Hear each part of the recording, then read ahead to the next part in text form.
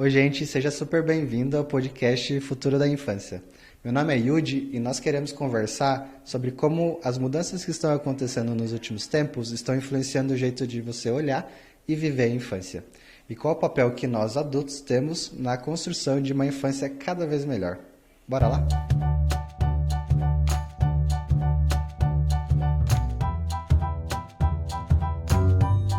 Oi, gente. A gente está aqui com a Beatriz. A Beatriz, que é pedagoga, formada pela PUC. Ela trabalhou 10 anos no Colégio Senhora de Fátima e hoje é sócia proprietária do Colégio Solos, mãe da Maria Júlia. Tudo bem, Beatriz? Tudo bem, Obrigado. obrigada pelo convite. Obrigada por estar aqui.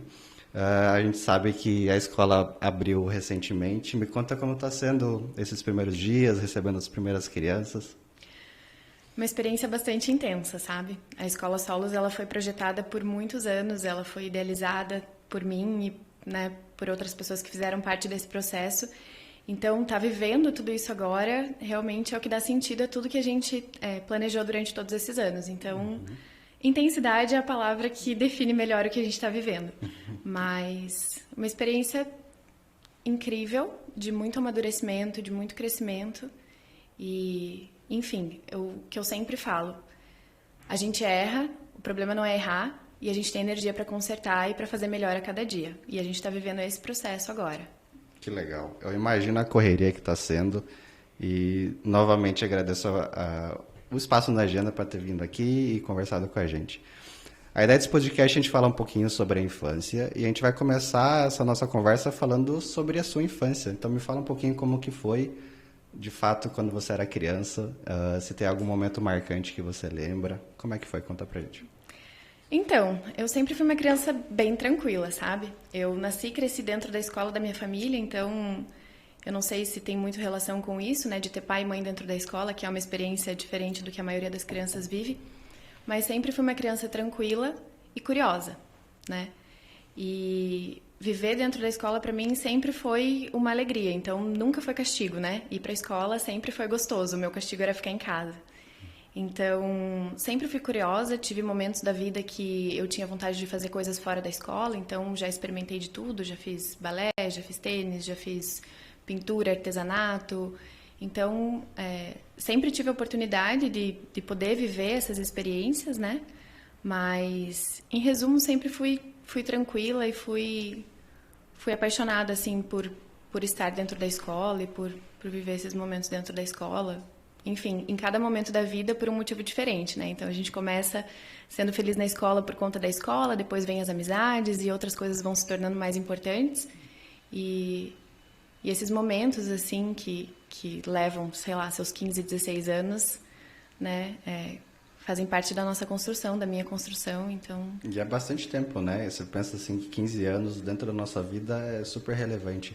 Exatamente. Me conta se você acha que alguma característica sua foi de fato influenciada pela criança, quando criança e até hoje ela é super marcante na sua vida.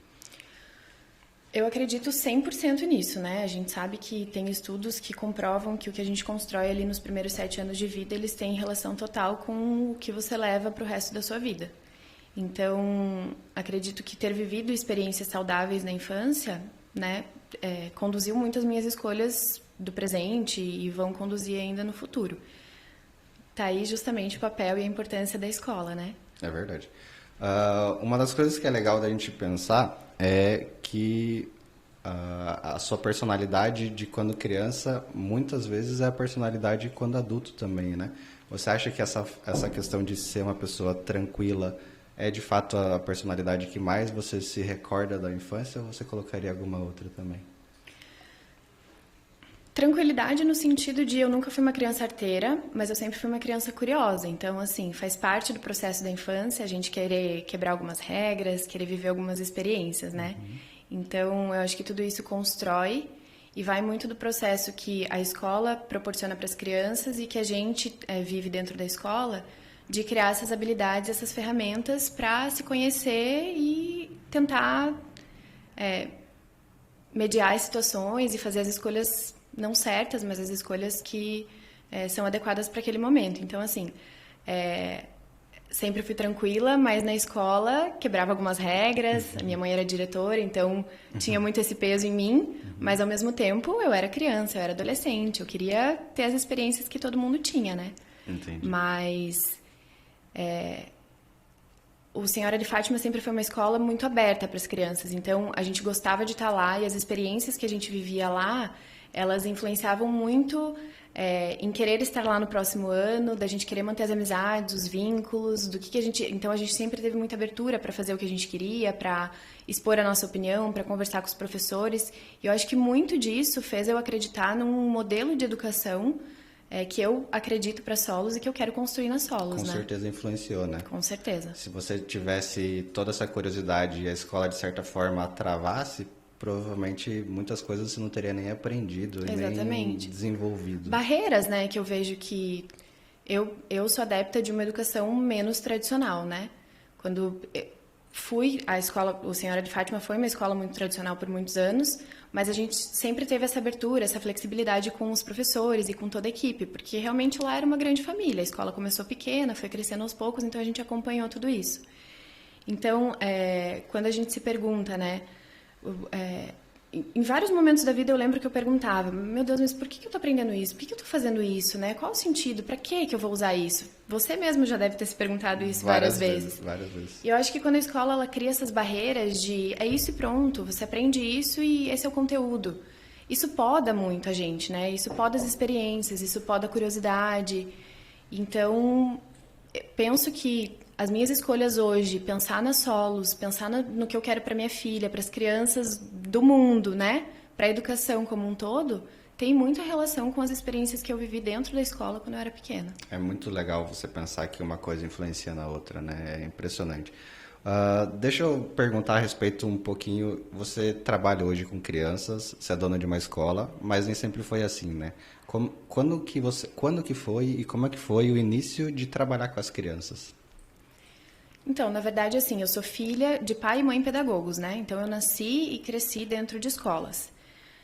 Eu lembro que teve uma época da minha vida que eu queria muito ter a experiência de estar em sala de aula, porque era mais do que brincar de professora, né? De colocar as bonecas ali e brincar de ser professora. Você brincava quando era criança de ser professora? Brincava muito, mas legal. isso é uma brincadeira natural de praticamente todas as crianças, sabe? Mas e além disso, eu queria estar em sala de aula. Eu lembro que eu estava na 7ª, 8ª série ia começar as aulas, era uma ansiedade, eu queria estar junto com as crianças, eu queria me sentir importante e com alguma responsabilidade sobre eles, né? Mas eu não trabalhava na escola, eu era aluna da escola, como os outros. Nossa. E eu lembro que a minha primeira professora, a Andréia, ela me chamou um dia e ela falou assim, Beatriz, hoje é a entrega dos materiais das crianças, os pais vão chegar, a gente vai conhecer as famílias, você quer me ajudar a separar os materiais? Legal. E eu lembro que nesse dia eu pensei assim, meu Deus, olha a responsabilidade que eu tenho, né? Eu vou conhecer as crianças, vou conhecer as famílias, vou receber, vou organizar essa lista, vou poder Quantos arrumar anos a sala. você tinha, você lembra? Eu tava na 7ª série, eu acho que uns 13, 14 anos. Nossa, tá. Legal. Então, assim, a minha vontade era mais do que só chegar, colocar as bonecas e ser professora, sabe? Era tudo que envolvia esse processo.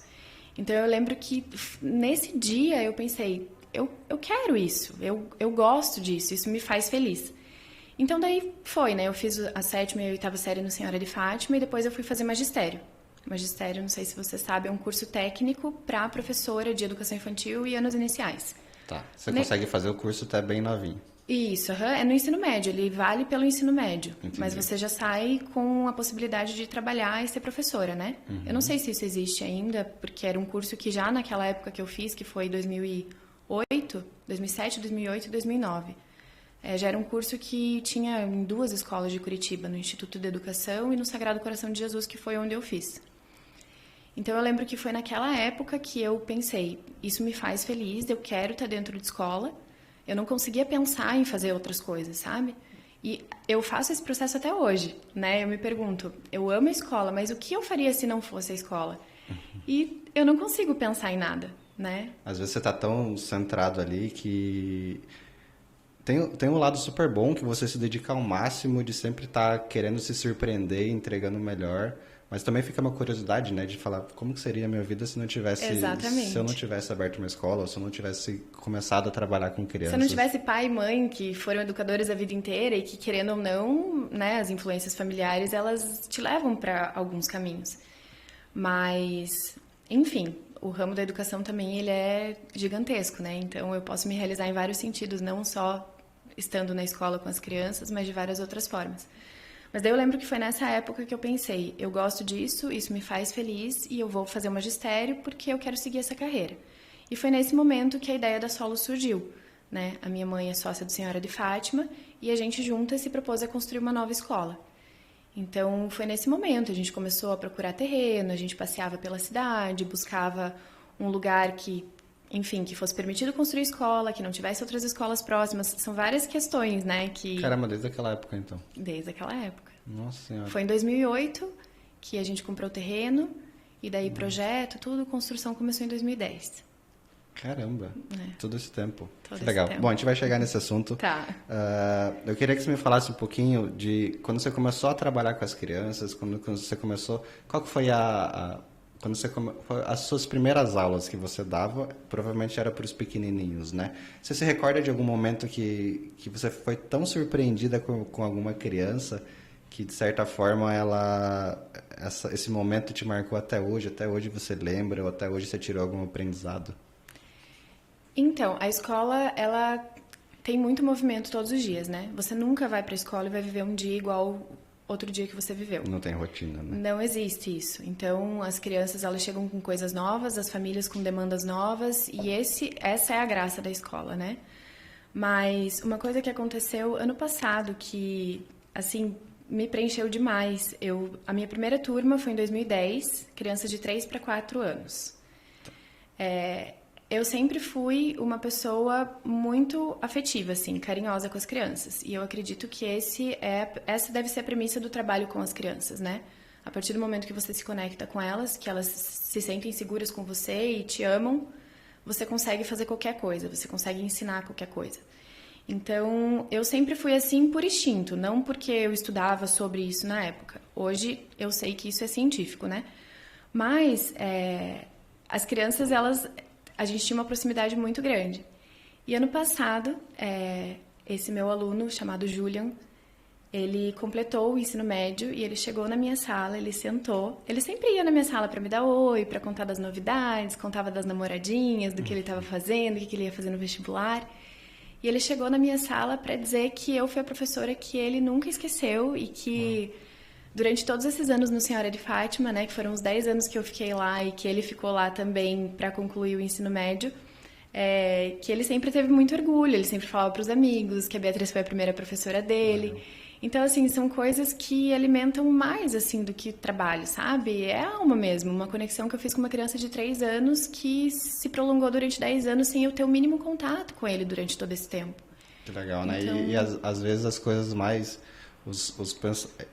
você nem imagina que tem gente pensando em você, Exatamente. né? E aí é muito gostoso. Foi uma você surpresa saber, muito gostosa, assim. E um sentimento de... Cara, eu fiz meu papel, né? Eu tava ali pra isso e eu fiz isso. Muito então, legal. isso é muito bom. Imagina, né? A influência que você teve na vida dele. Bom, eu queria te perguntar se você, a partir do momento que você começa a trabalhar com as crianças, você começa a entender um outro lado de vida, né? Você sai do fato de ser da infância, de fato, e você começa a trabalhar com a infância. São momentos diferentes. Tem alguma habilidade? Eu acho assim, quando a gente trabalha com as crianças, a gente revive dentro da gente, na nossa prática, muitas coisas que elas vão sendo amortecidas durante o tempo, né? Então, às vezes a gente vai ficando mais duro para algumas coisas, menos empático para outras, e as crianças elas te relembram isso o tempo todo, né? Então, eu sempre fui uma criança, nunca sofri bullying nem nada, mas nunca fui uma criança muito padrão, então tive as minhas questões na escola, fui amadurecendo, fui criando estratégias para lidar com isso, e hoje quando eu me coloco no lugar das crianças e quando a gente está em situações para resolver, seja um conflito simples ou uma coisa mais complexa, eu me coloco nesse lugar, né? Eu retomo a minha experiência. Eu acho que esse é um processo que a gente faz pouco de reflexão. sobre o que a gente viveu, sobre como a gente vai agir melhor, né? A gente está tão acostumado a viver fazendo tudo no automático que a gente bloqueia um pouco esse tipo de coisa. E na escola você não pode fazer isso, né? Porque eu sempre falo para as professoras e para todo o meu grupo, quando a gente tem decisões difíceis para fazer ou conversas difíceis com os pais, com as famílias, enfim, para tratar sobre questões mais complexas, a nossa primeira pergunta sempre tem que ser: o que é melhor para essa criança? O que eu vou fazer que vai beneficiar essa criança? Porque o meu objetivo e o objetivo da família é sempre o mesmo, é o melhor para aquela criança. Só que são duas visões completamente diferentes, a visão da escola e a visão dos pais. Então a gente precisa entender que a gente está remando no mesmo sentido, né? Então, são objetivos diferentes também. Não que sejam objetivos, todo mundo quer o melhor da criança, mas a visão que o pai tem pode ser diferente da visão que você está querendo. Você enxerga algo que pode ser bom, beneficiar a criança, às vezes o pai enxerga outra coisa. E até chegar nessa união de pensamentos, às vezes tem divergência de ideias, né? Isso. E aí vai da pessoa entender como manusear, como conduzir a conversa e conduzir os pensamentos para que ambos saiam satisfeitos, Exatamente. Né? Esse é o processo de reflexão, entendeu? De empatia, de coisas que eu acredito que desenvolvi na infância, vivendo a vida da escola como aluna e como filha de pessoas que estavam dentro da escola, que hoje me fazem sempre, assim, pensar em qualquer situação difícil, a minha escolha sempre vai ser a criança. Legal. Muito legal pensar dessa forma. Bom, já que a gente fala tanto da Escola Solos, vamos falar da Escola Solos um pouco mais. Você comentou que é uma ideia já que vem desde 2008 e 2008 para cá já passou alguns anos. Conta, tudo bem, como surgiu toda essa ideia e o que te motiva a você trabalhar nessa escola? Eu imagino a alegria que você está tendo de tirar esse sonho do papel e, de fato, as coisas agora estão andando, né? Conta desde o início pra gente como que surgiu a ideia e até hoje, o que te motiva? Então, a ideia surgiu nesse momento da vida que eu te falei, né? Então, a gente começou a ir atrás de terreno. A escola, ela foi toda construída com os nossos recursos. Então, é uma escola que demorou muito tempo para ser construída, porque a gente queria fazer, de fato, o que a gente acreditava que seria o melhor.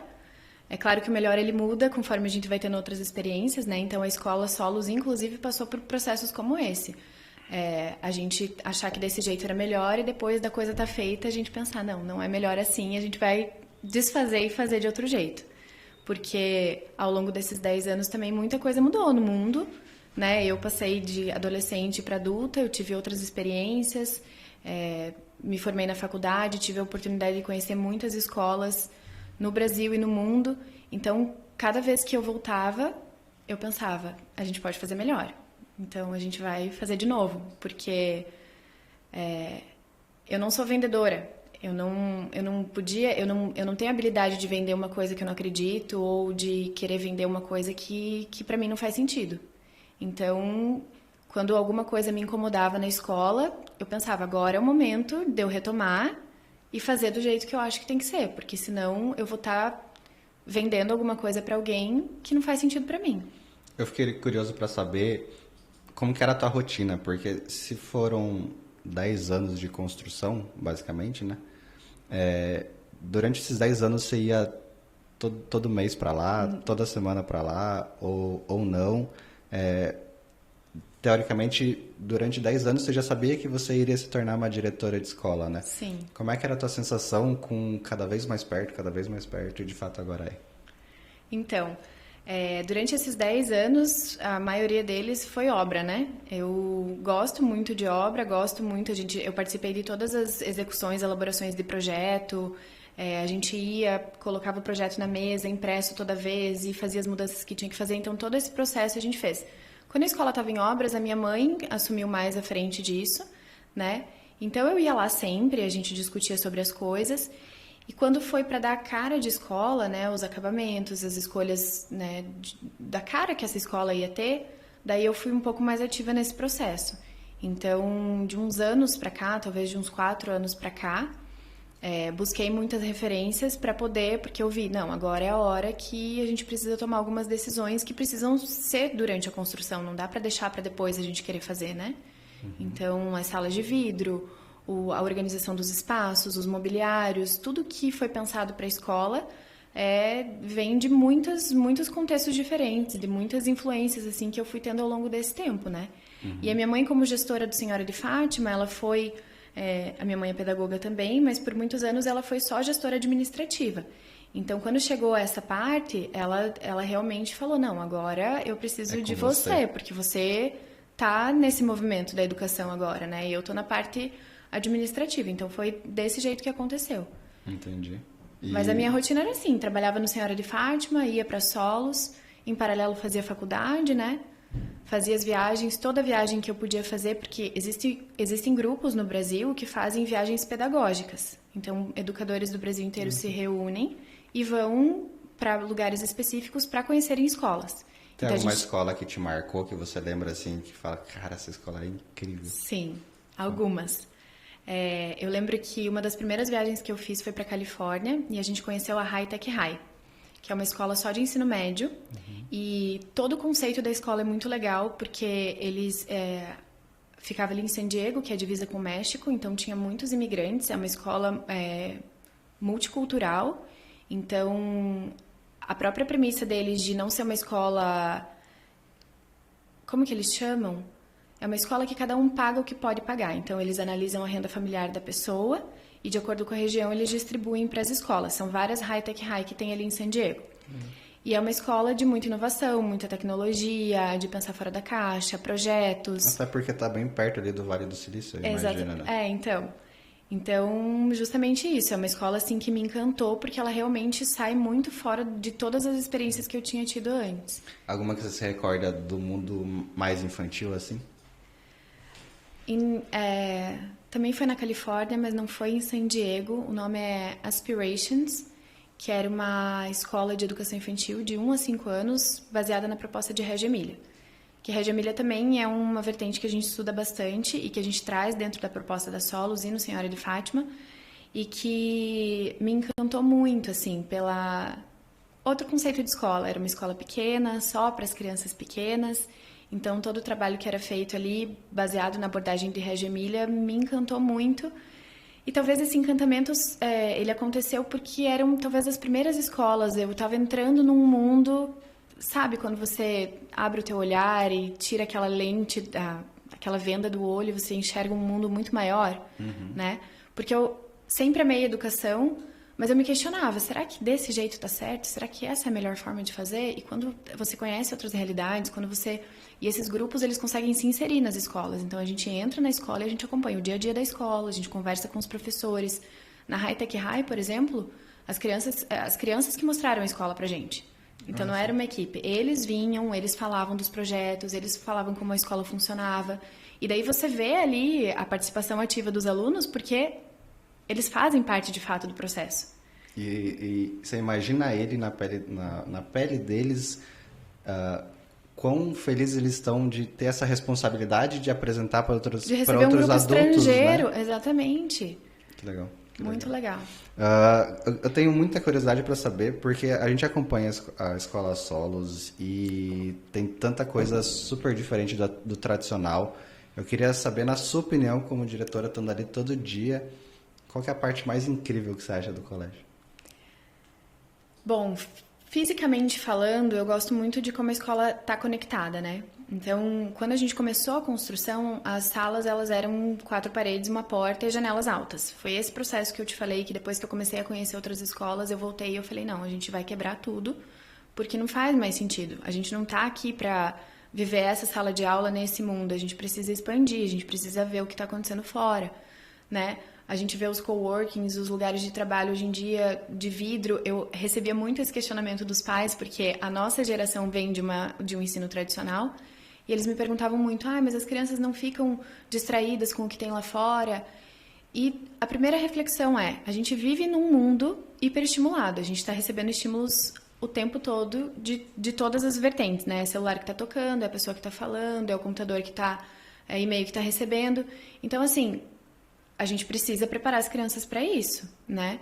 E, teoricamente, o que está dentro da sala, naquele momento, a proposta tem que ser interessante o suficiente para que as crianças queiram estar ali, senão não está fazendo sentido, né? E, enfim, os pais se convenciam muito disso, porque, realmente, quando você para pensar que você não pode se fechar numa sala de 4 paredes e esquecer do mundo. Não é essa a realidade que a gente vive, não é esse o mundo. No local de trabalho, em qualquer ambiente que você esteja, você precisa saber lidar com essas questões. Então, eu acho muito interessante de como a gente conseguiu conectar os espaços da escola e de como isso funciona, porque a gente tem persianas nas salas e eu nunca vi nenhuma professora fechando persiana. Porque eu sempre falei para elas, eu sempre falo, né? Se a gente precisa ter um momento de mais concentração e vocês estão vendo que tá difícil, a gente abaixa as persianas e os vidros viram paredes. Em 3 semanas, foram 3 semanas, mas as persianas nunca foram baixadas. Então, isso é especial. Assim. Uma das coisas que a gente observou, e realmente saindo do tradicional, cada sala tem o seu diferencial, né? Cada sala é diferente uma da outra. Uhum. E talvez por ter tantas coisas diferentes no mesmo local, eles não precisam olhar para fora, né? Porque eles sabem que o que está ali já é interessante para eles. E é um baita de um desafio. Eu achei bem legal a ideia, porque realmente é muito fácil perder o foco, né? Uhum. É muito fácil você estar fazendo um trabalho ali, de repente toca o celular e você esquece do seu trabalho e você realmente perdeu todo o fio da meada. E você está preparando eles desde pequeno, né? E querendo ou não, desde pequeno...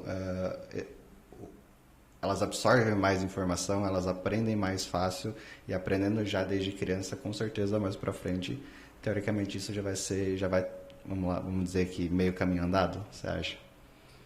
É justamente isso que eu penso. A escola hoje ela tem que criar habilidades nas crianças. O conteúdo tá no celular, tá no computador, tá no tablet, tá na TV, né? As crianças, elas sabem como buscar, elas sabem onde buscar conteúdo. O que a gente tem que ensinar é como fazer isso, né? Que estratégia, que habilidade que eu vou criar nessa criança para que ela procure conhecimento de qualidade, para que ela se questione sobre aquela informação, porque senão não faz sentido. Eu não sei daqui 10 anos, né, o que essa criança vai ter que enfrentar. Vai ser vestibular ainda, do jeito tradicional que é? Não sabe, vai ser, né? Vestibular. Então, você cria habilidade. E como ela vai lidar com o que aparecer, essa é a maravilha, esse é o encantamento de fazer uma proposta que sai do tradicional. Porque quando a gente mantém o ensino tradicional, a gente está preparando as crianças para o mundo que a gente viveu lá atrás, né? E esse mundo não existe mais. Uhum. Então, e se você não está preparado, você está um passo atrás de quem está preparado. Exatamente. Então, quando uma família vai procurar uma escola, por exemplo, eu me questionava muito sobre isso, né? Não é quem que eu quero que a minha filha seja. É como eu quero que ela seja, como que eu quero que ela lide com as questões do mundo, né? Ela vai ter inteligência emocional para agir sob pressão, para, né, enfim, fazer uma escolha certa, para se colocar no lugar do outro, para respeitar, para entender que o lugar dela no mundo afeta o lugar dos outros. Então, a escolha que eu estou fazendo baseada no meu contexto, ela vai ter consequências, né? Isso a gente não tem como escolher. Quando a gente diz sim para algumas coisas, a gente diz não para outras. Então... eu sempre refletia muito, não quem eu quero que ela seja, como eu quero que ela seja, como, né? E quando eu penso na proposta da Solos, é isso, é como eu quero que essas crianças sejam para o mundo, né? Para elas, para o mundo. Então, ter consciência desse lugar é o que move, assim. Conhecimento, eles aprendem que legal. A buscar. É legal você ver que são pensamentos realmente diferentes do que a gente está acostumado e parece ser às vezes parece ser até meio básico, mas as pessoas não fazem, né? Tem mais alguma coisa que você acha super inovador na escola? As paredes de vidro, né? As paredes de vidro, eu não sei se você viu em alguma outra escola ou você viu em coworkings e tudo mais e pegou essa informação e adaptou. Tem alguma outra coisa que você acha que faz sentido comentar? Eu acho assim, tudo só faz sentido lá na escola porque tudo foi pensado para ser daquele jeito, né? Então as coisas elas se conectam. Não adianta eu ter sala de vidro se vão abaixar a persiana e a minha proposta e a minha metodologia ela tá engessada. Então o mais incrível de tudo isso é que quando a gente parou para pensar no parque que a gente ia fazer, a gente parou para pensar no parque que a gente ia fazer, né? Por que eu quero daquele jeito? Por que eu quero aquelas cores? Por que eu quero esses brinquedos? Quando a gente pensou no espelho d'água, que são os chafarizes que saem do chão, né? Que experiências as crianças vão ter aqui? A gente vive num mundo, lá em Santa Felicidade, até um bairro bem residencial, né? De casas, mas eu tenho muito ali o público da Ecoville, que são apartamentos, as crianças, elas mal saem do apartamento, então quase nunca pisam na grama, quase nunca se molham, porque que mãe que deixa, que pai que deixa a criança se molhar Pegar dentro do chuva, apartamento, né? pegar chuva. Então, assim, eu queria que a escola pudesse também resgatar um pouco dessas coisas, né? As experiências que as crianças estão sendo privadas e sem julgamentos e sem nada disso. É porque o mundo, ele mudou e as demandas estão diferentes. E o que eu posso trazer para as crianças, né, dentro da escola? Então, eu acho que o inovador é isso, é a gente se questionar sobre tudo e pensar sobre o que eu quero com cada coisa que eu estou fazendo ali dentro. É a gente não se acomodar com a rotina e só viver, sabe? Aquela criança que está ali com 3 anos, ela vai ter 3 anos uma vez na vida. A oportunidade que eu tenho naquela janela de 1 a 7 anos, de 0 a 7 anos, que é aquele momento da vida em que eles estão absorvendo tudo, em que as conexões cerebrais são muito mais aceleradas que as nossas. O que eu vou fazer com essa criança ali? Eles não têm tempo para esperar eu pensar ou para eu repetir o meu planejamento de anos e anos e anos, sabe? Sem deixar eles se questionarem, sem eu me questionar sobre o meu trabalho, sobre o que a gente está fazendo. Então, uma coisa que sempre foi um movimento que a gente fez no Senhora de Fátima e que na Solos vai ser sempre assim. Tá legal desse jeito esse ano, porque eu pensei e achei que o melhor podia ser assim. Mas se ano que vem eu achar que essa sala não faz mais sentido e a gente pode colocar alguma coisa mais legal, é isso que a gente vai fazer. Né? Não ter esse medo de tentar e de... E não dá para perder a oportunidade também, né? Se você tá vendo alguma coisa, seja lá fora ou seja no Brasil, que você acredita que faz sentido para as suas crianças, Exatamente. pode chamar até de suas crianças, que você está ali ajudando elas, por que não tentar, né? Exato. Essas referências que você pega de escolas, seja aqui, seja lá fora, como é que você busca elas? E eu queria saber se você continua procurando elas, porque, como você acabou de falar, não dá para parar de... se você encontrar alguma coisa, não, por que não, né? Tentar. Aonde que você busca essas referências? Então, eu acho que toda experiência é válida, né? Eu busco escolas que se aproximam do que eu acredito, mas já visitei escolas também que eu cheguei lá e pensei, isso não faz sentido para mim. Outra coisa interessante também é que não adianta a gente querer pegar a escola que você visitou na Espanha e querer reproduzir ela aqui no Brasil. As crianças são diferentes, as culturas das famílias são diferentes. Então, assim, eu nunca vou parar de visitar a escola, eu nunca vou parar de estudar sobre a infância, sobre a educação. A gente até, antes de começar a pandemia, a gente tinha uma viagem marcada para a Finlândia. O meu próximo sonho é conhecer as escolas da Finlândia, que, né, é um país referência em educação. Enfim, eles passaram por um movimento de transição também há pouco tempo atrás e hoje eles já são referência. Então, também a gente não pode se acomodar na ideia de que o Brasil é desse jeito, porque as coisas são desse jeito e vamos deixar desse jeito. Não, né? A gente não precisa querer reproduzir o que está acontecendo na Finlândia, mas a gente pode sim trazer muita coisa para cá. E adaptar, né? E adaptar. Adaptar. Até propriamente a Hubbard, quando começou a trabalhar com o piso emborrachado lá nos Estados Unidos ele é muito forte para as piscinas, para a área molhada. Uhum. E quando a gente trouxe para cá... E quando a gente trouxe para cá, para as piscinas simplesmente não vingou. Talvez pelo preço, talvez pela demanda, existia outros produtos que atendiam a demanda do mercado. E a gente simplesmente adaptou para o que estava mais fazendo sentido, que eram os parquinhos infantis, que está indo até hoje, né? Então, tem aquela velha história que se tem você não precisa adaptar, você não precisa criar uma roda nova, você simplesmente pega uma roda e adapta ela para o que faz sentido para você. Mas se vocês estivessem desconectados do mundo, também talvez não surgiria essa possibilidade, né? Isso que é interessante, a gente saber criar estratégias para mudar, para adaptar, para se colocar onde tem tanta gente consegue. Tem tanta gente inteligente, tem tanta gente inovadora, tanta gente criativa por aí, que não custa você pegar uma ideia que faça sentido para você e se adapta do teu jeito, né? E simplesmente eu acho que não dá para você perder a oportunidade, né? Você comentou de sonho de conhecer as escolas da Finlândia. Tem alguma coisa que você ainda sonha muito implementar na escola Solos, que você acha que faz totalmente sentido, mas ainda por algum motivo não conseguiu?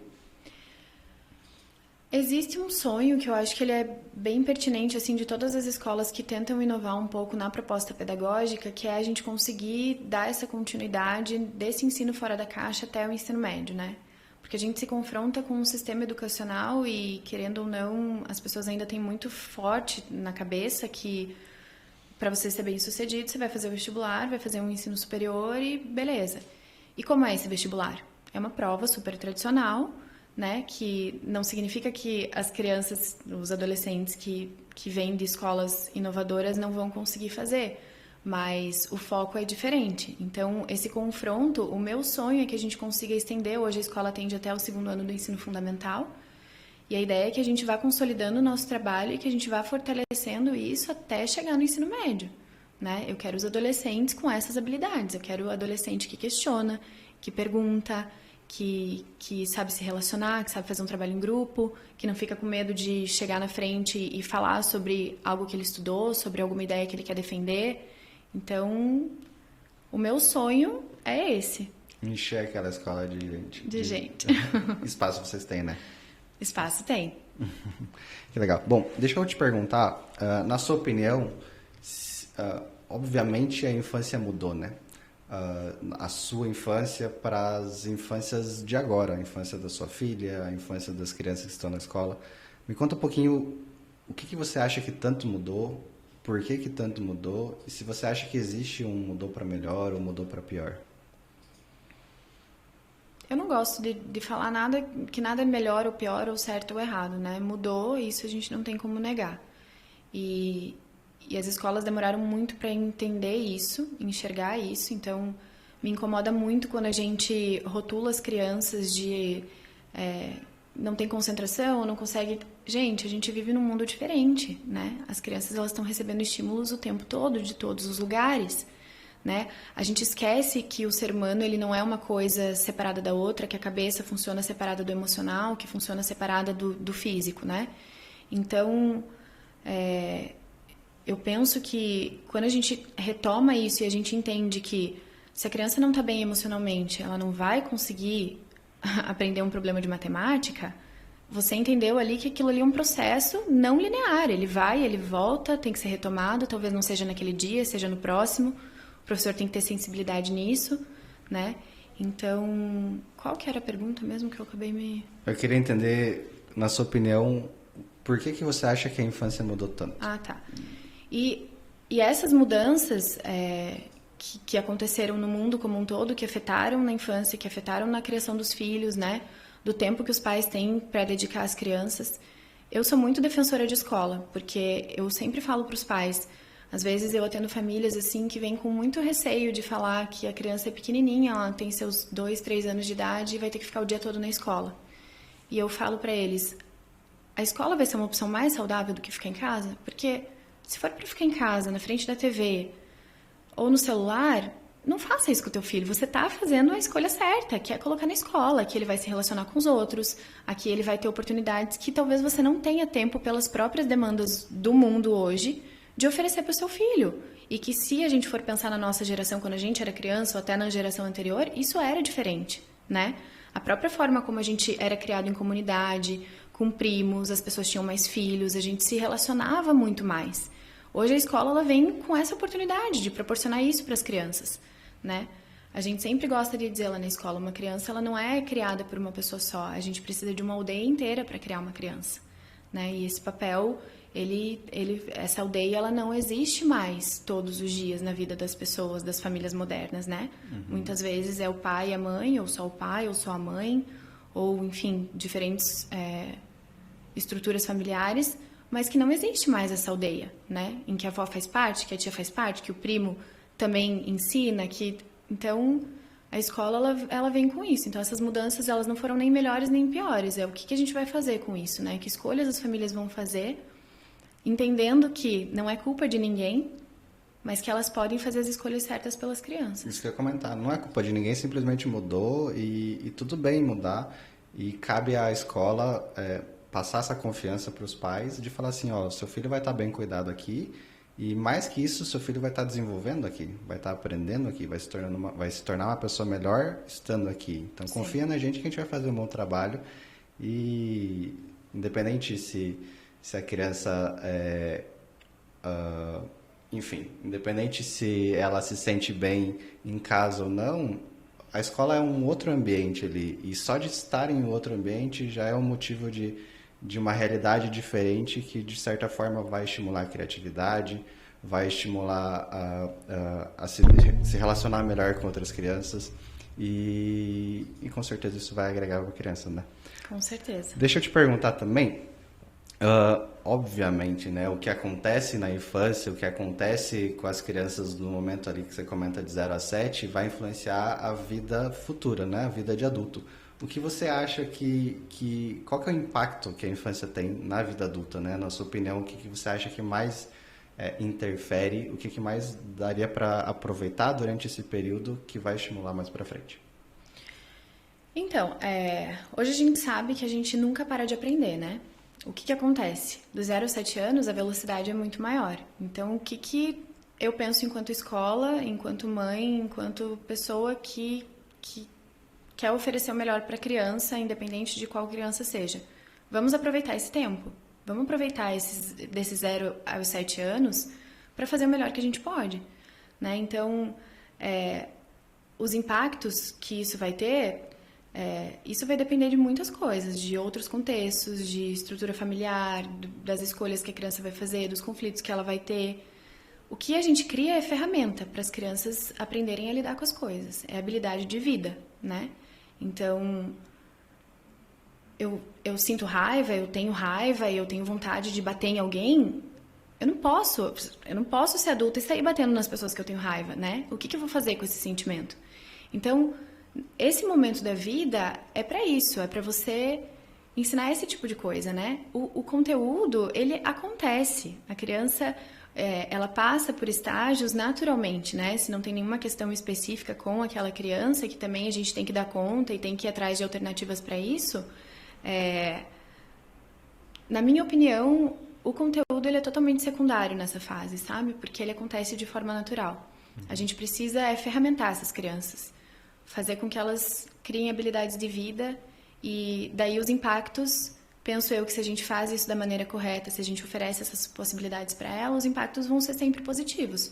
Porque não é que ela nunca mais vai sentir raiva e ela vai ser uma criança boazinha. Não, mas o que eu vou fazer quando eu sentir isso, né? O que eu vou fazer numa situação de pressão? O que eu vou fazer quando outra pessoa estiver passando por uma situação difícil? Eu vou ser empático o suficiente para me colocar no lugar e agir de maneira que eu possa ajudar o outro ou não, né?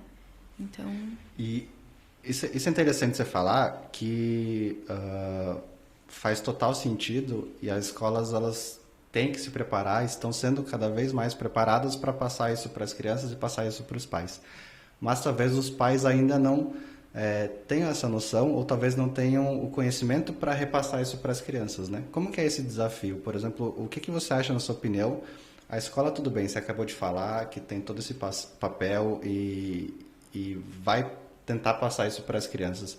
Mas como que os pais podem fazer um futuro da infância melhor se não tiver, talvez, todos esses conhecimentos que a escola tem? Sim.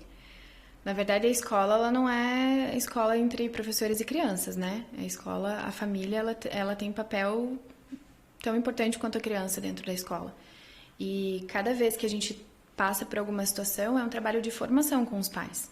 É você mostrar para eles que você estudou sobre isso, que você sabe o que você está falando, que você pensou sobre aquela situação, que o contexto nem sempre é exatamente do jeito que ele enxerga, né? E apresentar alternativas e conhecimento suficiente para que ele também vá se ferramentando e também vá lidando diferente com as situações. Mas é um grande desafio. Eu diria hoje que, talvez não só para solos, mas para qualquer escola, o maior desafio é lidar com as famílias. Porque quando eu pergunto para um pai, como que você quer que o seu filho seja? Ah, eu quero que ele seja autônomo, eu quero que ele seja capaz, eu quero que ele seja corajoso, eu quero que ele seja empático. Mas a criança não pode subir no parquinho sozinha. Ela não pode vestir o tênis sozinha. Ela não pode limpar o suco que ela derramou na mesa. E daí, quando ela for adulta, você vai querer cobrar que ela seja desse jeito? Que ela seja responsável pelas ações? Que ela tenha coragem de enfrentar uma situação difícil? Como, se você não ofereceu isso? Né? Então, eu não acredito que exista outra forma a não ser com informação. Os pais precisam se informar. Quando você se propõe a fazer alguma coisa, você se propôs a ter um filho... É obrigação de pai e mãe ir atrás do melhor para aquela criança. E nem sempre, né? A minha ideia não é a única certa, nem é perfeita, mas o que faz sentido para aquela família, né? Então, se eu quero uma criança disciplinada, se eu quero uma criança que não se questiona, uma criança que só obedece, faz sentido eu oferecer um tipo de educação. Agora, não faz sentido eu querer uma criança autônoma, confiante, com todas essas características que eu falei, mas quando do outro lado não existe essa... A gente não proporciona isso para a criança, né? É verdade. Então, é um trabalho de formação mesmo. E eu, como empresário, posso dizer que talvez os maiores desafios de tocar uma empresa seja você delegar uma responsabilidade para uma outra pessoa. E aí eu penso no papel da escola, que além de você delegar, de você passar essa responsabilidade para os professores ou para os coordenadores, passar uma responsabilidade também para os pais, repassar essa responsabilidade para os pais de uma maneira que eles entendam que não é uma cobrança, mas sim uma necessidade para as crianças, também deve ser absurdamente desafiador, né? Você já teve algum momento assim de, obviamente, né, a escola é nova e tudo mais, mas como que você acha que você vai conseguir lidar, assim, porque você traz uma ideia de que todas as crianças elas têm sua personalidade, todas as crianças são diferentes uma das outras e diferente do ensino tradicional, você tem que olhar com carinho para cada uma delas, né? E obviamente cada uma delas tem pais diferentes também. Não sei como que é essa situação de lidar com tantas coisas diferentes. Então, mas é um trabalho, é o nosso trabalho. Hoje não dá para dissociar o trabalho que a gente faz com a família com o trabalho que a gente faz com a criança. É claro que o nosso foco é a criança. Tanto é que essas 3 primeiras semanas, muitos atendimentos que a gente foi fazendo, enfim, foram acontecendo, mas, por exemplo, WhatsApp, visitas para novas matrículas, isso tudo era secundário daquele momento que eu estava vivendo. Eu precisava estar ali com as crianças, a gente precisava estar com os professores. Mas não dá, né? Passando esse momento de adaptação e esse período, o trabalho com as famílias, ele tem que ser tão intenso quanto, porque não adianta também, a gente vem de uma geração que foi formada de um jeito. Como que agora eu vou cobrar de um pai ou de uma mãe que eles agem de um jeito diferente? É a mesma situação com a criança. Então, assim, o que eu sempre falo, pode ser o questionamento mais absurdo, que na tua cabeça é muito óbvio aquela resposta para aquela mãe. Você acolhe o que a mãe está trazendo, porque se ela está trazendo aquilo está incomodando de algum jeito, né? Acolhe e daí você tenta convencer, expor o teu ponto de vista, o porquê daquele jeito, o porquê você está fazendo aquilo. Então, é desse jeito. É complexo e a gente não pode cansar. Porque hoje são esses pais que vão crescer e vão ficar a vida inteira na escola, mas eu estou recebendo novos todo ano, né? Então, é uma coisa que não acaba. Faz parte do trabalho. Você trabalha com algo que é tão importante para a sociedade, né? Que são as crianças. E a gente está falando um pouco sobre esse assunto de como que vai ser o futuro dessas crianças que a gente está tratando hoje. É realmente um mundo tão complexo, um mundo tão grande.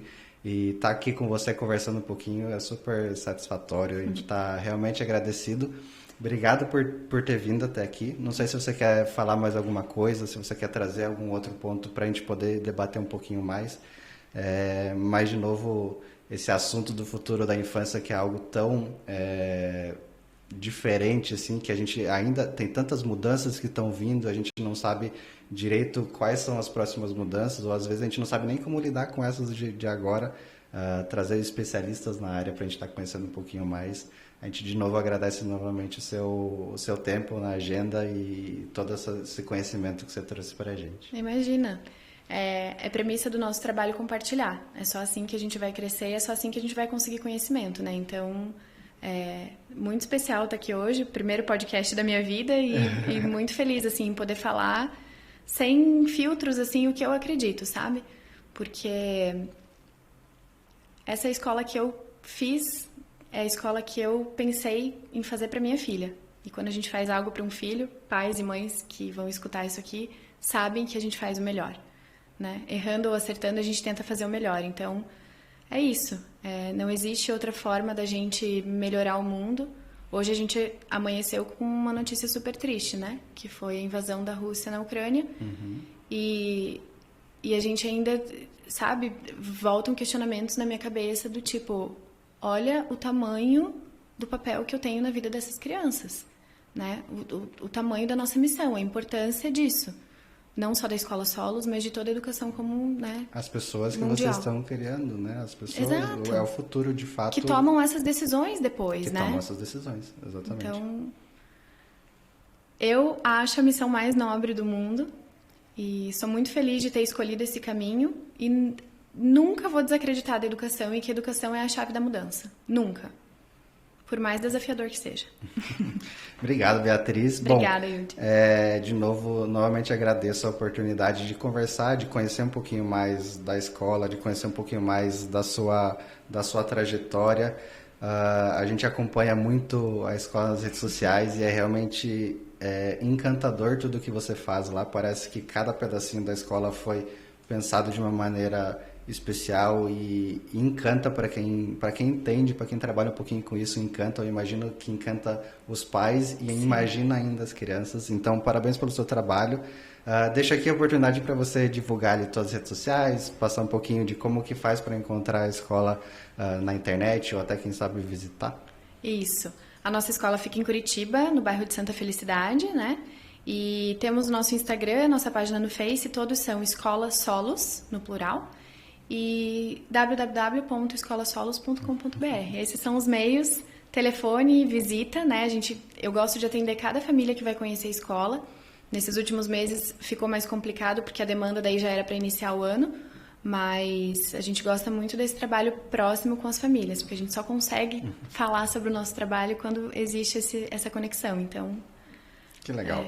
Bom, é muito legal ter você aqui, é muito legal ter essa parceria da Huber com a escola. Acho que foi um grande case de sucesso para a gente e estar dentro de uma escola tão inovadora para a gente é super honrado para a gente estar ali no colégio com vocês. Então, obrigado pela oportunidade. Fica aqui o meu tchau para vocês. A gente se vê em breve, quem sabe na Escola Solos da próxima vez. Tá Legal, bom? obrigada. Valeu. Tchau, tchau. Tchau.